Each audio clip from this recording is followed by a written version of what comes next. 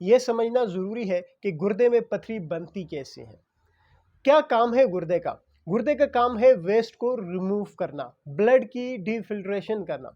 Blood میں مختلف آئن، مختلف منرلز، مختلف سالٹس ہوتے ہیں، جیسے کہ کیلشیم آئن بلڈ میں ہوتا ہے، میگنیشیم آئن بلڈ میں ہوتا ہے، فاسفیٹ آئن بلڈ میں ہوتا ہے، یورک ایسڈ بلڈ میں ہوتا ہے، کیلشیم آکزلیٹ سالٹ بلڈ میں ہوتا ہے، کیلشیم فاسفیٹ سالٹ بلڈ میں ہوتا ہے۔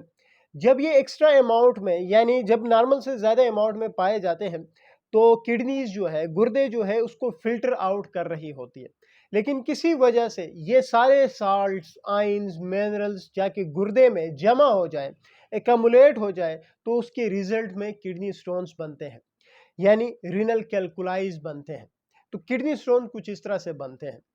اب ایک بڑی ضروری چیز یہ ہے کہ آیا کہ اگر کسی کو کڈنی سٹون بنا ہے تو وہ کتنے قسموں کا بن سکتا ہے۔ کڈنی سٹون جو ہے وہ کیلشیم آکسلیٹ قسم کا بھی ہوتا ہے، یورک ایسڈ کے بھی کڈنی سٹونز ہوتے ہیں، سسٹین کے بھی کڈنی سٹونز ہوتے ہیں، اور انفیکشس کڈنی سٹون بھی ہوتے ہیں۔ یہ 3 سے 4 قسمیں ہیں کڈنی سٹون کے، لیکن سب سے اہم قسم جو ہے وہ کیلشیم آکسلیٹ کی ہے، جو کہ کیلشیم اور آکسلیٹ سے مل کر بنتی ہے۔